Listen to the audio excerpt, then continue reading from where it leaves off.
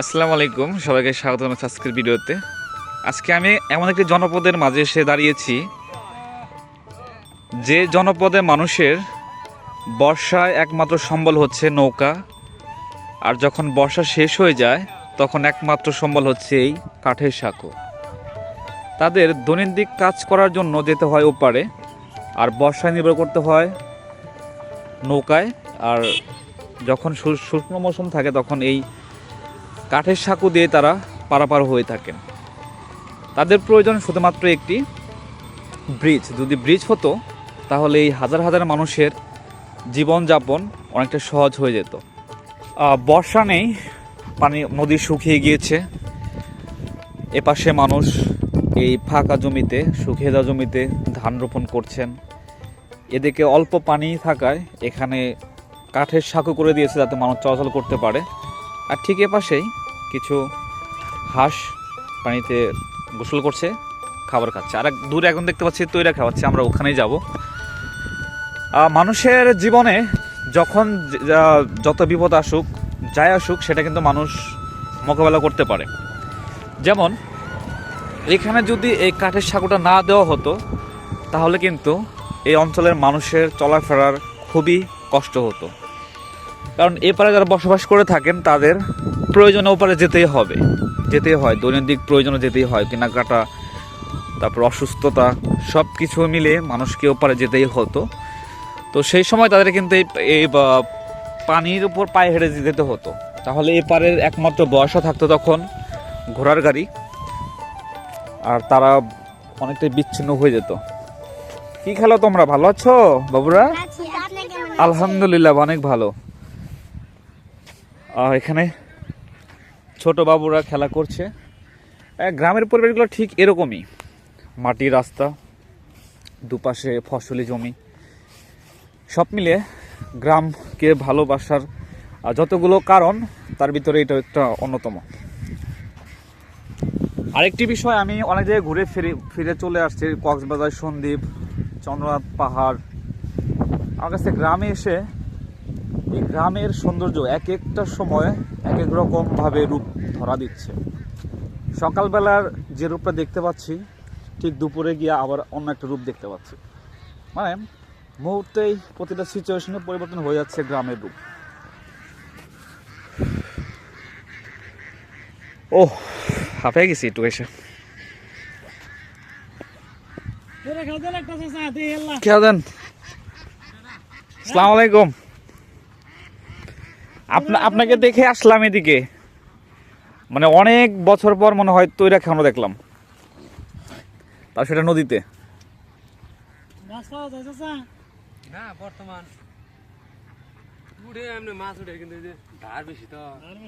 মাছ মনে হয় শীতের সময় কম পাওয়া যায়, শীতের সময় কম। আমি আপনার ওই যে সন্দ্বীপে যে ঘুরতে গেছিলাম সন্দ্বীপে, সেখানেও সাগরে মানুষ বলতেছে ভাই মাছ কম, এই শীতের কারণে, প্রচন্ড শীত, এই জন্য মাছ কম।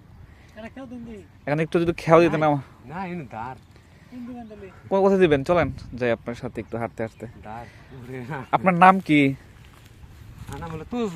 তজনু চাচা বলতে পারি, তাই না? চাচা বললে কি মাইন্ড করবেন নাকি? তজনু চাচা, তিনি যমুনা নদীতে মাছ শিকার করছেন। এটা কি বলে, ধর্মজাল না তৈরা দিয়ে তিনি মাছ শিকার করার জন্য এখানে এসছেন, এবং তিনি বলছেন যে মাছ অনেক কম। এখন তিনি সুবিধা মতো একটা জায়গায় তিনি তৈরা ফেলবেন, দেখা যাক কি হয়। আমরা অপেক্ষায় আছি কখন সে ফেলে। একটা খেয়াল দেন, ওদিকে যাওয়া যাবে না। হ্যাঁ, নদীর স্রোত অনেক, পানি কম থাকলেও স্রোত অনেক, এবং পানি হচ্ছে অনেক পরিষ্কার। রেলি মানে একদম পরিষ্কার, একদম তলদেশ পর্যন্ত দেখা যাচ্ছে। মানে নদীর কিন্তু তল পর্যন্ত দেখতে পাচ্ছি আমি, পরিষ্কার একদম।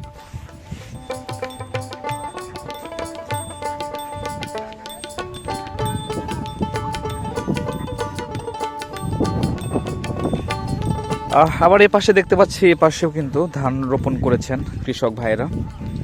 সব মিলিয়ে শীত, বর্ষা পরে যখন এই সময়টা আসে তখন কিন্তু অনেক রকমভাবে কিন্তু তারা এই ক্ষেতগুলিকে নিজেদের কাজে ব্যবহার করে থাকেন।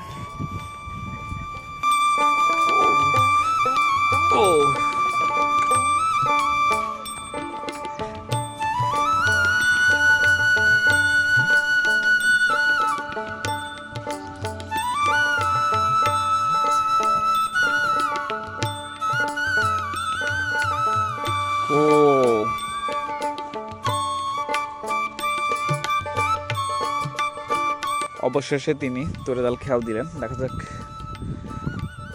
কতটুকু মাছ ধরা পড়ে এই জালে। তার সাথে কথা হলো আমাদের, তিনি যেটা বলছেন যে অতিরিক্ত পানির ধার থাকায় এখন মাছ আগের মতো পাওয়া যায় না, এবং সেই সাথে শীতের সময় কিন্তু আসলেও পানিও যেমন কম থাকে, মাছও কম ধরা পড়ে জালে। অর্থাৎ নদীতে যত বেশি পানি থাকবে তত বেশি মাছ শিকার করা যায়।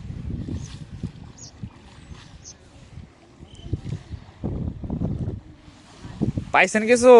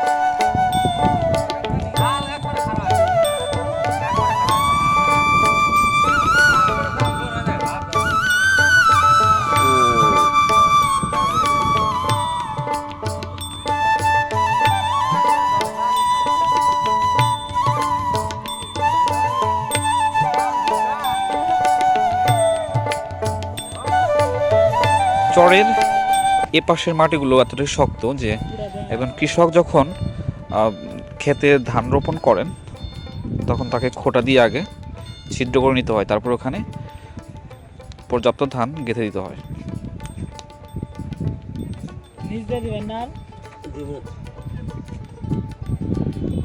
আমাদের গ্রামের কৃষকরা তাদের নিজ হাতেই এই মাঠকে সাজিয়ে রাখেন।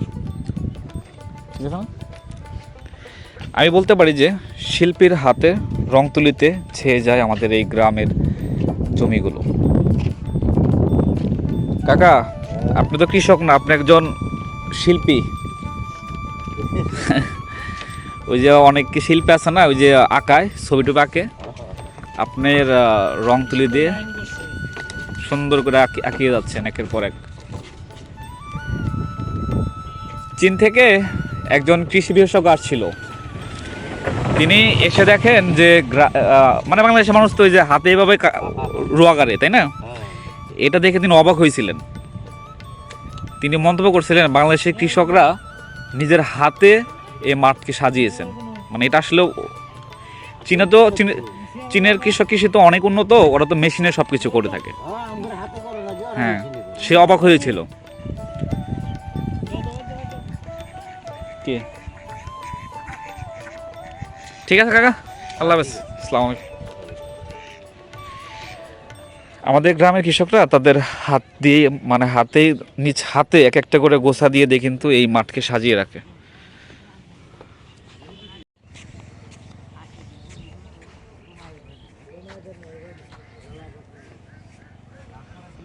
ওফ, একদম লাইন টু লাইন হয়েছে। রশি না দিয়েও এত সুন্দর লাইন টু লাইন করছেন, খুব ভালো লাগছে তো।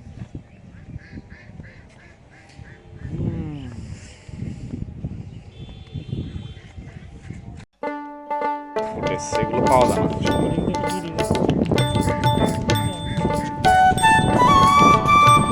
ভালো আছেন?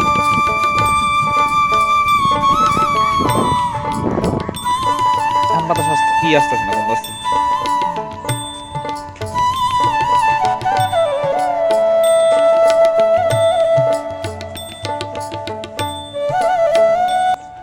শীতের সময় যখন নদীর পানি শুকিয়ে যায় তখন এই জমিগুলো হয়ে ওঠে কৃষকের আবাদি জমিতে। পানি শুকিয়ে যাওয়ায় এখন কৃষকরা এখানে বোরো ধান রোপণ করছেন। আবার বোরো ধান তুলে আবার হয়তো কালাই লাগাবেন। তার পরবর্তীতে হয়তো বা বর্ষা চলে আসবে, তখন আর এখানে আবাদ করবেন না, এখানে জেলের তখন মাছ সংগ্রহ করবেন।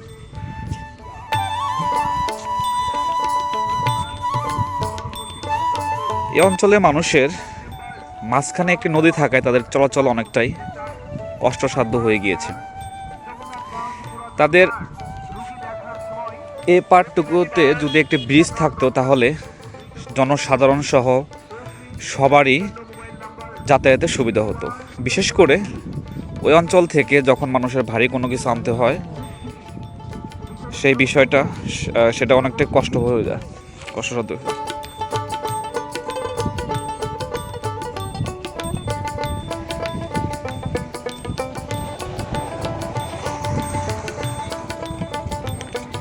একজন কাঠুরি কাঠ কেটে বাজারে বিক্রি করার উদ্দেশ্যে নিয়ে যাচ্ছে। কাকা ভালো আছেন? বিক্রি করবেন নাকি এগুলো? এই রাস্তা এতটাই ব্যস্ত, প্রতিনিয়তই মানুষের চলাচল রয়েছে। প্রতিদিন এখানে হাজার হাজার মানুষ এই বাজারে যান, কাজ শেষে আবার বাড়ি ফিরেন। এই অঞ্চলে মানুষের একটি ব্রিজের খুবই প্রয়োজন।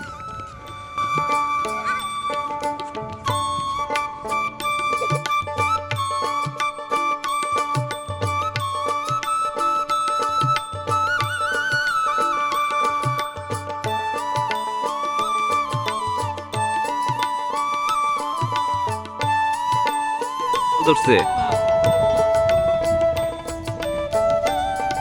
অসাধারণ। আসলে গ্রামের এক এক সময় এক এক রকম সৌন্দর্য ধরা দেয়, এক এক সময় এক এক রূপ নেয় আমাদের গ্রামের প্রকৃতি।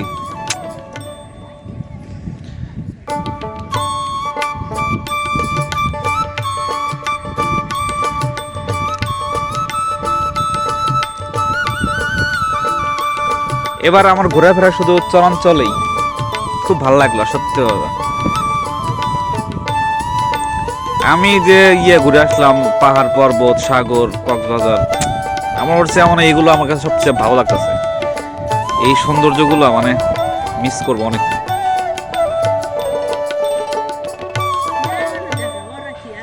যখন পানি চলে আসবে তখন এটা কি তুলে ফেলবো না তোমরা?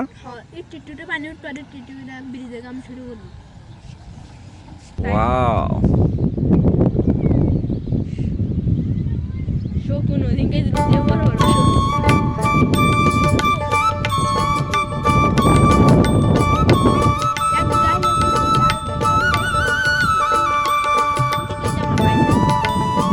এগুলো সব কালিম না? অনেক অনেক, তাই না? আমার প্রত্যাশা এখানে একটা ব্রিজ হবে। এই প্রত্যাশা নিয়ে আজকের ভিডিও আমি এখানে শেষ করছি। সবাই ভালো থাকবেন, সুস্থ থাকবেন। আল্লাহ হাফেজ।